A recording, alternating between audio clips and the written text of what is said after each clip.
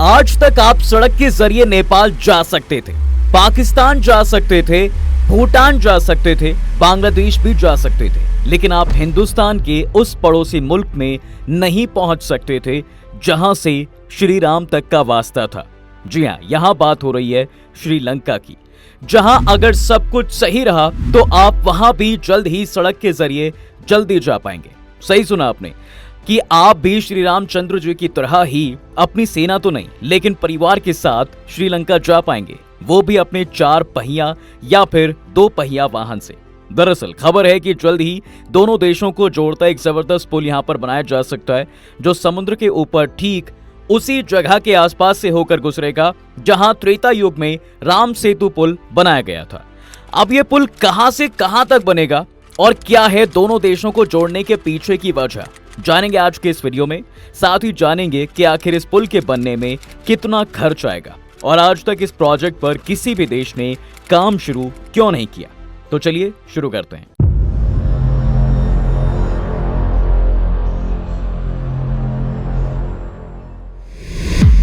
तो सबसे पहले उस पुराने पुल या फिर सेतु की जानकारी ले लेते हैं, जिसका महत्व दुनिया के दूसरे सभी पुलों से कहीं ज्यादा है। इसलिए हिंदुस्तान के नक्शे को अगर आप उठाकर देखेंगे तो पाएंगे कि भारत और श्रीलंका के बीच एक पतली हल्की सी लकीर नजर आती है और यही वो एक कड़ी है जो भारत और श्रीलंका को जोड़ती है, जिसके लिए धर्म में विश्वास रखने वाले कुछ कहते हैं तो पढ़ी लिखी बातों पर विश्वास करने वाले कुछ और। मगर फिर भी कहा जाता है साहब कि कुछ तो है जो दोनों देशों को जोड़ता है। तो दरअसल हिंदुस्तान के सबसे दक्षिणी भाग में हमारे पास रामेश्वरम आइलैंड है, जहां पर है धनुषकोडी, जिसे लेकर कहा जाता है कि ये हिंदुस्तान की आखिरी जमीन है।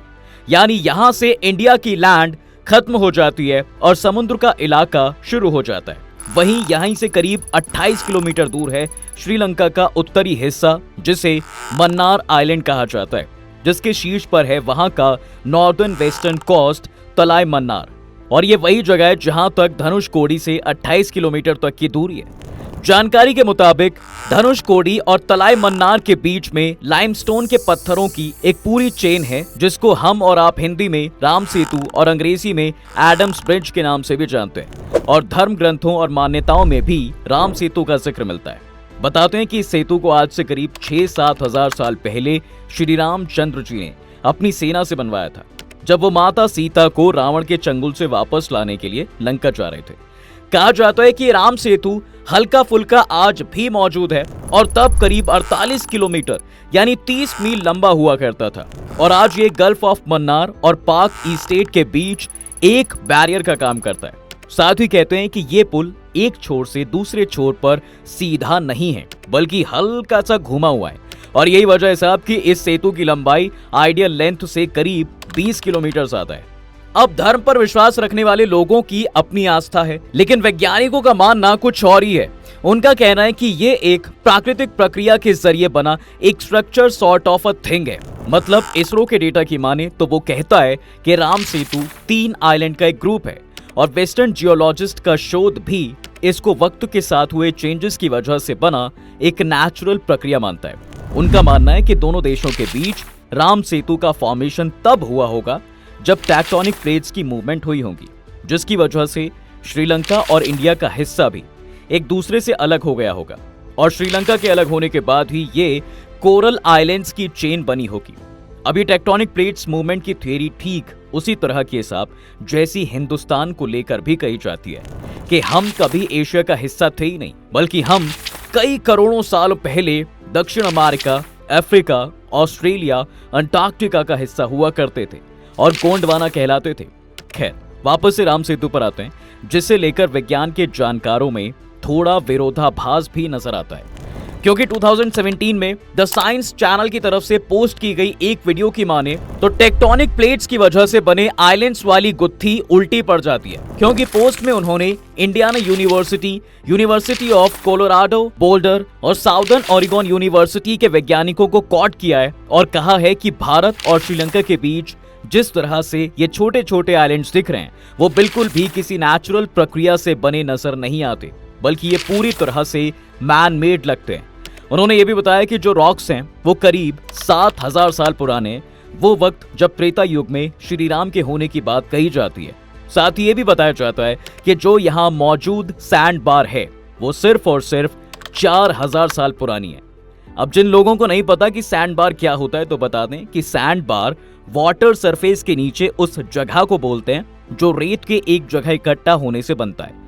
यानी इस बात से वो ये कहने का दावा करते हैं कि यहाँ मौजूद सैंड बार भले ही नेचुरली फॉर्म हो सकते हैं, लेकिन जो 7000 साल पुरानी रॉक्स हैं वो मैन मेड ही हैं, या यूं कह लीजिए कि कहीं से भी नेचुरल नहीं है।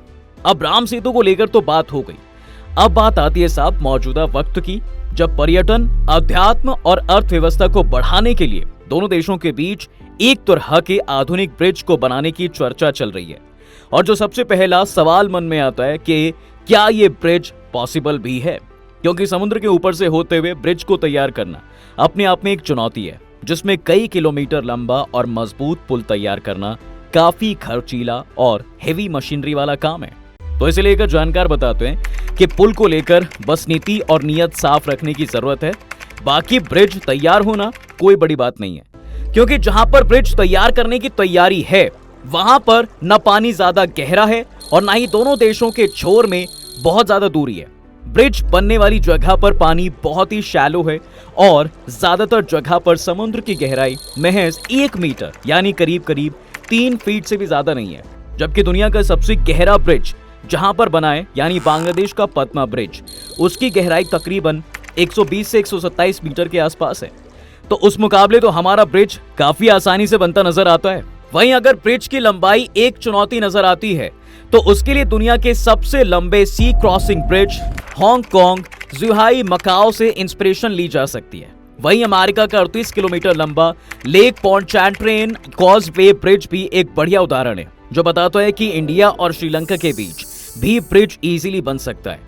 अब जब ब्रिज बन सकता है तो सवाल उठता है साहब कि इसे क्यों बनाना चाहिए, आखिर इस पुल के तैयार होने से किसे फायदा होगा। तो जवाब है साहब कि इस ब्रिज के बनने से दोनों देशों को अच्छा खासा फायदा होगा, क्योंकि ये हम सब जानते हैं कि दोनों देश पर्यटन और अध्यात्म के लिए एक दूसरे से काफी हद तक जुड़े हुए हैं। मगर शायद हवाई जहाज और पानी के जहाज से सफर करना सबके लिए पॉसिबल नहीं है और काफी खर्चे का सौदा है। इसलिए अगर ये पुल तैयार हो जाता है तो दोनों देशों के बीच टूरिस्ट की संख्या में अच्छा खासा उछाल देखने को मिलेगा, जिससे कहीं ना कहीं श्रीलंका को ही ज्यादा फायदा होगा, क्योंकि पिछले कुछ वक्त में उसके लिए चीजें आसान नहीं रही हैं। फिर चाहे देश में इकोनॉमिक क्राइसिस हो या फिर पॉलिटिकल क्राइसिस, ऐसे में पर्यटन उसके लिए एक संजीवनी साबित हो सकता है, जिसकी वजह से श्रीलंका के लोगों को पर्यटन के क्षेत्र में काम मिल सकता है, जैसे होटल, रेस्टोरेंट्स और कम्यूट सेवाओं का विकास अच्छा हो सकता है, जिससे श्रीलंका सरकार भी अच्छी खासी आमदनी कर सकती है।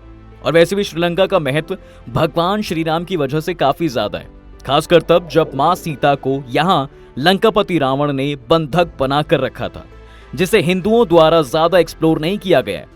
इसलिए उम्मीद लगाई जा सकती है कि ब्रिज बन जाने से ज्यादा लोग हिंदुस्तान से श्रीलंका जाने में दिलचस्पी दिखाएंगे। वैसे भी श्रीलंका में जितने टूरिस्ट जाते हैं उसमें इंडियंस का नंबर अभी भी काफी ज्यादा है। मौजूदा साल की ही बात कर लें तो अब तक 2.6 लाख हिंदुस्तानी श्रीलंका की सैर कर चुके हैं। अब ऐसी बात नहीं है कि सिर्फ भारत से ही लोग श्रीलंका जाने में दिलचस्पी दिखाएंगे, बल्कि श्रीलंका से भी लोग पर्यटन और तीर्थाटन करने भारत जरूर आएंगे, क्योंकि श्रीलंका में बौद्ध धर्म को मानने वालों की संख्या काफी ज्यादा है और हिंदुस्तान सभी धर्मों के साथ लेकर चलने के लिए जाना जाता है। इसलिए बुद्धिस्ट लोगों को आकर्षित करने के लिए हमारे पास बोध गया, रामभर स्तूप समेत कई सारी दूसरी जगहें हैं जो बुद्ध के प्रशंसकों के लिए काफी महत्व रखती है। इसके अलावा श्रीलंका की हिंदू आबादी भी हमारे यहाँ पर आकर हमारे कल्चर और परंपरा में ब्लेंड हो सकती है।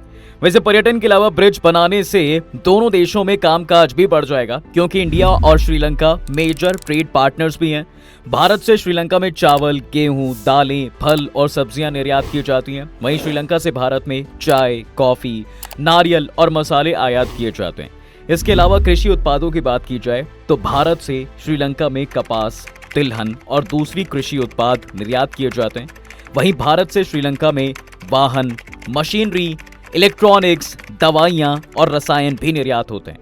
श्रीलंका दुनिया भर में अपने रत्नों और आभूषणों के लिए भी जाना जाता है और यही वजह है साहब कि भारत में श्रीलंका से रत्न और आभूषण की काफी आयात होता है। रिफाइंड पेट्रोलियम और क्रूड पेट्रोलियम भी दोनों देशों के बीच सबसे ज्यादा ट्रेड होने वाले गुड्स हैं। अब अभी तक ये जो सारा ट्रेड है वो मेनली सी रूट और कार्गो प्लेन्स के जरिए किया जाता है। लेकिन जब दोनों देशों के बीच ब्रिज बन जाएगा तो फिर जमीन के जरिए भी व्यापार हो सकेगा। अब जब पर्यटन और कामकाज बढ़ेगा तो स्वाभाविक है कि दोनों देशों के बीच संबंध भी और मजबूत हो जाएंगे। जहां पिछले कुछ वक्त में श्रीलंका को मजबूरी में चीन की तरफ झुकना पड़ा था, वो भी कहीं ना कहीं कम हो जाएगा। और वैसे भी श्रीलंका के साथ भारत की नीति और नीयत हमेशा से साफ रही है। भले ही चीन ने श्रीलंका के जरिए भारत के खिलाफ साजिश रची हो, लेकिन तब भी हमारा मानना यही रहा है कि श्रीलंका तुझसे बैर नहीं, लेकिन चीन तेरी खैर नहीं। यही वजह है कि भारत हमेशा से ही श्रीलंका का एक बड़ा सपोर्टर रहा है और मुश्किल वक्त में हमेशा उसके साथ खड़ा रहा। जैसे जब हाल ही में श्रीलंका इकोनॉमिक क्राइसिस से गुजरा था, तब भी हिंदुस्तान ने सबसे ज्यादा आर्थिक मदद देकर पड़ोसी धर्म निभाया था। अब आप सोच रहे होंगे कि जब इस ब्रिज से इतना कुछ अच्छा हो सकता है तो इस पर आज तक कोई काम क्यों नहीं शुरू किया गया। तो बता दें कि इस पुल का विचार आज से नहीं बल्कि अंग्रेजों के वक्त से किया जा रहा है। बताया जाता है कि साल 1860 में ब्रिटिशर्स राम सेतु वाले एरिया में खुदाई करके वहां डीप सी बनाना चाहते थे, क्योंकि उस एरिया में गहराई कम होने की वजह से शिप्स और हेवी बोट्स वहां से गुजर नहीं पाती थी। ऐसे में अंग्रेज चाहते थे कि इसे खोदकर और गहरा बनाया जाए ताकि ये एरिया जहाजों के जाने के लिए मुफीद हो सके और जो लंबा घूमकर वक्त जाया होता है उसे बचाया जा सके। लेकिन अफसोस कि उनका ये आइडिया कभी भी धरातल पर नहीं उतर पाया। फिर इसी तरह 1956 में हिंदुस्तान की सरकार ने सेतु समुद्रम प्रोजेक्ट कमेटी बनाई ताकि वो रिसर्च कर सकें कि राम सेतु वाले एरिया में क्या कुछ प्रोजेक्ट किया जा सकता है। तब उन्होंने पहली बार दोनों देशों के बीच एक ब्रिज बनाने का प्रस्ताव रखा। हालांकि इस पर कोई ज्यादा ध्यान दिया नहीं गया, जिसके बाद साल 2002 में श्रीलंका की सरकार ने एक बार फिर से ब्रिज के प्रोजेक्ट को लेकर प्रस्ताव रखा और सोच विचार चलता रहा। जिसके बाद 2005 में यूपीए सरकार ने सेतु समुद्रम शिपिंग कनाल प्रोजेक्ट लॉन्च किया, जिसके तहत श्रीलंका और इंडिया के बीच पार्क स्ट्रीट को और डीप जाना था, जिसके लिए 83.2 किलोमीटर के एरिया में डिगिंग होनी थी ताकि पानी के जहाज आसानी से पार कर सकें, जो एक वक्त में अंग्रेज भी सोच रहे थे। मगर इस पर काम नहीं किया गया क्योंकि तर्क दिया गया कि राम सेतु को इस वजह से नुकसान होगा। साथ ही कुछ एनवायरमेंटलिस्ट ने भी इस प्रोजेक्ट का विरोध किया और मामला ठंडे बस्ते में चला गया। लेकिन फिर मोदी सरकार आई और सड़क परिवहन का जिम्मा नितिन गडकरी साहब को मिला, जिनके लिए कहा जाता है कि अगर गडकरी साहब ने एक बार सड़क पहुंचाने का सोच लिया तो फिर काम होकर ही रहता था।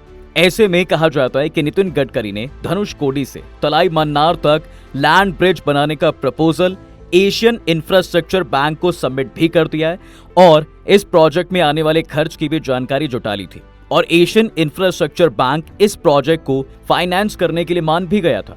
लेकिन फिर श्रीलंका की तरफ से इस प्रोजेक्ट में अड़ंगा डाल दिया गया। अब हो सकता है कि ऐसा चीन के दबाव में आकर किया गया हो, लेकिन फिर कहा जा रहा है कि नितिन गडकरी ने हार नहीं मानी है और वो भी इस प्रोजेक्ट को मुकम्मल करने की ठाने हुए हैं। यही वजह है कि साल 2018 में इस प्रोजेक्ट को लेकर एक फीजिबल स्टडी भी हुई थी, जिसमें प्रोजेक्ट के नफे नुकसान के बारे में चर्चा भी हुई थी। श्रीलंका की तरफ से भी ब्रिज की अहमियत को समझाया गया था, जिसके बाद 2023 में कहा गया कि इस प्रोजेक्ट को आगे बढ़ाया जा सकता है। ऐसे में मौजूदा अपडेट यही है साहब कि हिंदुस्तान की तरफ से एनवायरमेंटल और इकोनॉमिकल दोनों एस्पेक्ट से इस प्रोजेक्ट को इवैल्यूएट किया जा रहा है और इसके नतीजे आ जाने के बाद इस पर काम शुरू किया जा सकता है।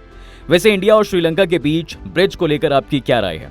ब्रिज बनना चाहिए या नहीं? हमें कमेंट बॉक्स में जरूर बताएं। उम्मीद करते हैं कि आपने इस वीडियो से जरूर कुछ नया सीखा होगा। अगर सीखा है तो इस वीडियो को जरूर लाइक कर दें और इस जानकारी के लिए ज्यादा से ज्यादा लोगों तक शेयर करना ना भूलें। और हाँ, अगर आप इस चैनल पर नए हैं तो चैनल को सब्सक्राइब करना भी ना भूलें।